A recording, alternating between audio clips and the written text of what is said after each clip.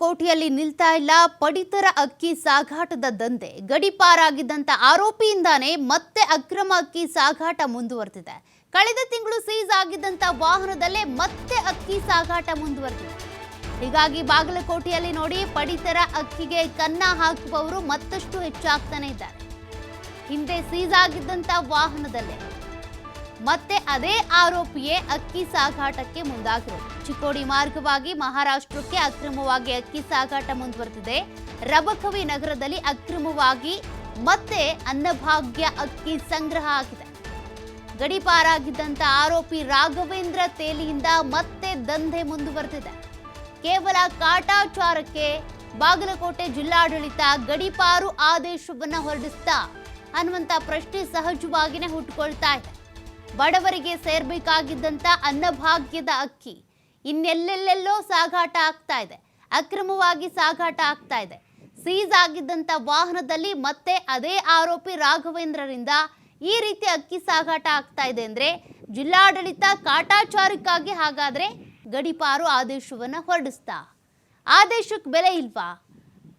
ಮತ್ತೆ ಮತ್ತೆ ಈ ರೀತಿ ಅಕ್ರಮ ಅಕ್ಕಿ ಸಾಗಾಟವನ್ನ ಮಾಡ್ತಾ ಇರೋದಕ್ಕೆ ಯಾರು ಕುಮ್ಮಕ್ಕು ಕೊಡ್ತಾ ಇದ್ದಾರೆ? ಇನ್ನು ಯಾವ್ಯಾವ ಅಧಿಕಾರಿಗಳು ಇದರಲ್ಲಿ ಶಾಮೀಲಾಗಿದ್ದಾರೆ?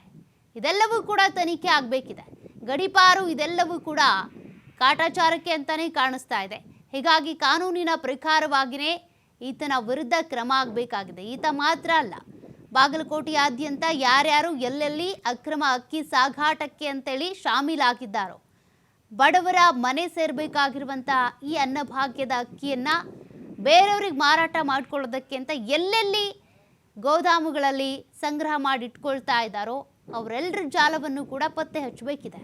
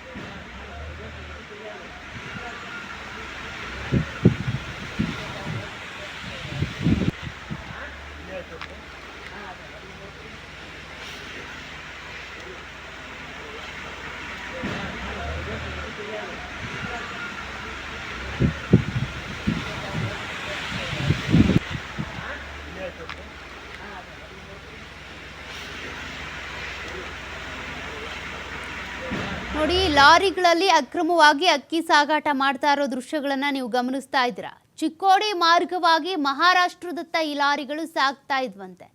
ಹಾಗಾದ್ರೆ ಯಾರ ಕುಮ್ಮಕ್ಕು ಇದೆ ಇಲ್ಲಿ ಅಂತ?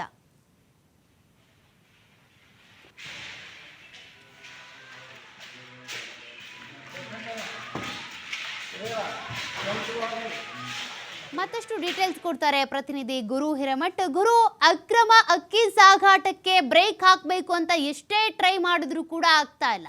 ಮತ್ತೆ ಅವೇ ವಾಹನಗಳು, ಮತ್ತೆ ಅದೇ ಆರೋಪಿ, ಮತ್ತೆ ಅದೇ ದಂಧೆ ಮುಂದುವರಿತಾ ಇದೆ. ಹಾಗಾದ್ರೆ ಈ ಗಡಿಪಾರು ಕಾಟಾಚಾರಕ್ಕಷ್ಟೇನಾ? ಸೌಖ್ಯ ಖಂಡಿತ ಎಂದರೆ ಇದೇ ಕಳೆದ ತಿಂಗಳ ಅಷ್ಟೇ ಇದೇ ಗಾಡಿಗಳನ್ನ ತುಂಬಿಕೊಂಡು ಹೋಗಿರ್ತಕ್ಕಂತ ಮೂಟೆಗಳನ್ನು ತುಂಬಿಕೊಂಡು ಹೋಗಿರ್ತಕ್ಕಂತ ಲಾರಿಗಳು ಮತ್ತೆ ಸೀಸ್ ಆಗಿರುವಂತದ್ದು.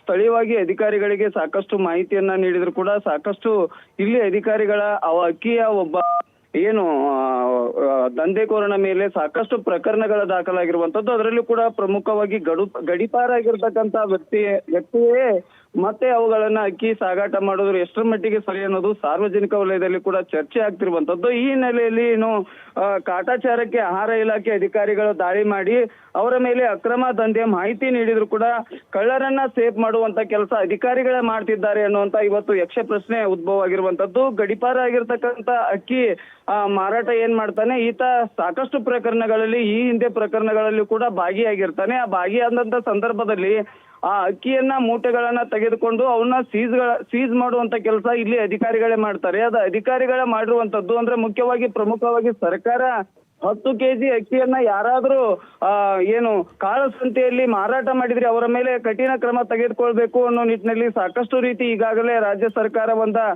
ಕಾನೂನನ್ನ ಕೂಡ ತಂದ್ರು ಕೂಡ ಇವರನ್ನ ಸೇಫ್ ಮಾಡುವಂತ ಕೆಲಸ ಇಲ್ಲಿ ಅಧಿಕಾರಿಗಳ ಮಾಡ್ತಾರೆ ಅನ್ನುವಂತ ಪ್ರಶ್ನೆ ಇವತ್ತು ಉದ್ಭವ ಆಗಿರುವಂತದ್ದು. ಹೀಗಾಗಿ ಬಾಗಲಕೋಟೆ ಜಿಲ್ಲೆಯಲ್ಲಿ ಅತಿ ಹೆಚ್ಚು ಅಂದ್ರೆ ಪ್ರಮುಖವಾಗಿರ್ತಕ್ಕಂಥ ರಾಜ್ಯ ಹೆದ್ದಾರಿಗಳಲ್ಲೇ ಚೆಕ್ ಪೋಸ್ಟ್ ಗಳನ್ನ ಹಾಕಿ ಅಲ್ಲಿ CCTV ಕ್ಯಾಮೆರಾಗಳನ್ನ ಅಳವಡಿಕೆ ಮಾಡಿರ್ತಾರೆ. ಆದ್ರೆ ಕಾನೂನು ಸುವ್ಯವಸ್ಥೆ ಎಲ್ಲಿದೆ ಅಂತಕ್ಕಂಥ ಮಾಹಿತಿಯನ್ನ ನೀಡಬೇಕಾದವರು ಯಾರು ಮತ್ತು ಕಾನೂನು ಸುವ್ಯವಸ್ಥೆ ಇವತ್ತು ಅಧಿಕಾರಿಗಳೇ ಈ ರೀತಿಯಾಗಿ ಅವರನ್ನ ಸೇಫ್ ಮಾಡುವಂತ ಕೆಲಸವನ್ನ ಮಾಡ್ತಿದ್ದಾರೆ ಎನ್ನುವಂತ ಯಕ್ಷ ಪ್ರಶ್ನೆ ಇವತ್ತು ಉದ್ಭವ ಆಗಿರುವಂತದ್ದು.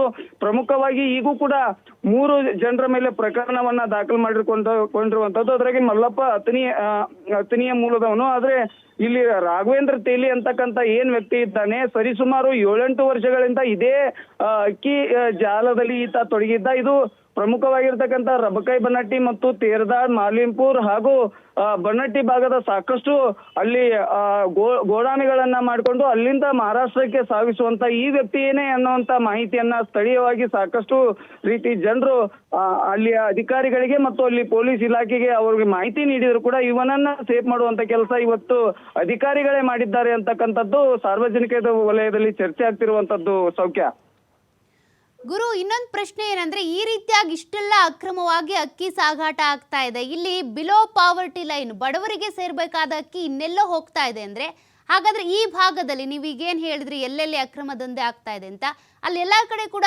ಪಡಿತರ ಅಂಗಡಿಗಳಲ್ಲಿ ರೇಷನ್ ಕಾರ್ಡ್ ತೆಗೆದುಕೊಂಡು ಹೋದವ್ರಿಗೆ ಅಕ್ಕಿ ಸರಿಯಾಗಿ ವಿತರಣೆ ಆಗ್ತಾ ಇದೆಯೇ ಇಲ್ವಾ? ಹಂಗಾದ್ರೆ ಪ್ರಮುಖವಾಗಿ ಯಾಕಂತಂದ್ರೆ ಸೌಖ್ಯ ಈಗೇನು ಈ ಅಕ್ಕಿ ಜಾಲ ಏನಿದೆ ಇದನ್ನ ನೋಡೋದಾದ್ರೆ ಅಲ್ಲಿ ಸ್ಥಳೀಯವಾಗಿ ಎಲ್ಲಾ ಜನರು ಕೂಡ ಹೇಳ್ತಿರುವಂತದ್ದು ಅವರಿಗೆ ಈಗ ಮತ್ತೆ ಅಕ್ಕಿ ಹೆಚ್ಚಾಗಿ ಬರ್ತಿರೋದ್ರಿಂದಾಗಿ ಅವರಿಗೆ ಕೌಟುಂಬಿಕ ಒಂದೊಂದು ಕಡು ಬಡವರು ಇರ್ತಾರೆ. ಇದನ್ನ ನಾವು ಏನಾದ್ರೂ ನಮಗೆ ಬೇಕಾದಷ್ಟು ಅಕ್ಕಿಯನ್ನ ಇಟ್ಕೊಂಡು ನಾವು ಬೇರೆ ಏನಾದ್ರೂ ಕೊಟ್ಟು ನಾವು ಇನ್ನೊಂದು ಏನಾದ್ರೂ ಎಣ್ಣೆ ಅಥವಾ ದವಸ ಧಾನ್ಯ ಖರೀದಿ ಮಾಡಿದ್ರೆ ಆಗತ್ತೆ ಅನ್ನೋ ಒಂದು ದೃಷ್ಟಿಯೊಳಗೆ ಇವ್ರು ಮಾಡ್ತಾರ ಅನ್ನುವಂಥದ್ದು ಒಂದು ಪ್ರಶ್ನೆ. ಇನ್ನೊಂದು ಯಾಕಂತಂದ್ರೆ ಇವರು ಅಕ್ಕಿ ಮಾರಾಟ ಮಾಡಬಾರ್ದು ಅನ್ನೋ ತಡೆಗಟ್ಟಬೇಕು. ಅಲ್ಲಿ ಸರ್ಕಾರದ ಒಂದು ಸುತ್ತೋಲೆ ಪ್ರಕಾರ ಯಾವುದೇ ರೀತಿಯಾಗಿ 10 ಕೆಜಿ ದವಸ ಧಾನ್ಯವನ್ನ ಎಲ್ಲೂ ಕೂಡ ಮಾಡಬಾರ್ದು ಅನ್ನುವಂತ ನಿಯಮ ಅನುಸಾರವಾಗಿ ಈಗ ಕಾನೂನು ಕೂಡ ತಂದ್ರು. ಅಲ್ಲಿ ಜನರು ಏನ್ ಮಾಡ್ತಾರೆ ಅಂದ್ರೆ ಮನೆಗೆ ಹೋಗಿ ಅಕ್ಕಿಯನ್ನ ಕೇಳುವಂತ ಕೆಲಸ ಈತನೇ ಮಾಡ್ತಾನೆ ಅನ್ನುವಂಥದ್ದು. ಅಂದ್ರೆ ಅಲ್ಲಿ ಸ್ಥಳೀಯವಾಗಿ ಶೆಡ್ಗಳನ್ನ ಹಾಕೊಂಡು ಗೋದಾಮುಗಳನ್ನ ಮಾಡ್ಕೊಂಡು ಅಲ್ಲಿ ಸ್ಥಳೀಯವಾಗಿರ್ತಕ್ಕಂಥ ಗ್ರಾಮಗಳಿಗೆ ಟಮ್ ಮೂಲಕ ಅಲ್ಲಿ ಅಕ್ಕಿಯನ್ನ ಖರೀದಿಯನ್ನು ಮಾಡುವಂತ ಕೆಲಸವನ್ನ ಮಾಡ್ತಾರೆ. ಆದ್ರೆ ನ್ಯಾಯಾಲಯದಲ್ಲಿ ಕೊಡ್ತಕ್ಕಂಥ ಅಕ್ಕಿ ಯಾವುದೇ ರೀತಿಯಾಗಿ ಹೆಚ್ಚಿಗೆ ಕೊಡುವುದು ಕಡಿಮೆ ಕೊಡುವುದು ಅಂತ ಯಾವುದೇ ರೀತಿಯಾಗಿ ಆಗಲ್ಲ ಅನ್ನುವಂಥದ್ದು ಅಲ್ಲಿ ಸ್ಥಳೀಯರು ಒಂದ್ ಕಡೆ ಹೇಳ್ತಿರುವಂತದ್ದು. ಪ್ರಮುಖವಾಗಿರ್ತಕ್ಕಂಥ ಅಕ್ಕಿ ಮೂಟೆಗಳನ್ನ ಇವರು ಒಂದೊಂದು ಗೋಡಾಮ್ನಲ್ಲಿ ಇಟ್ಕೊಂಡು ಬೇರೆ ಅಡಿಗೆ ಸಾಗಾಟ ಮಾಡುವಂತ ಕೆಲಸವನ್ನ ಈತ ಮಾಡ್ತಾನೆ ಅನ್ನುವಂಥದ್ದು ಅಲ್ಲಿ ಸಾರ್ವಜನಿಕ ವಲಯದಲ್ಲಿ ಚರ್ಚೆ ಆಗ್ತಿರುವಂತದ್ದು. ಸೌಖ್ಯ, ಥ್ಯಾಂಕ್ ಯು ಗುರು ಮಾಹಿತಿಗೆ.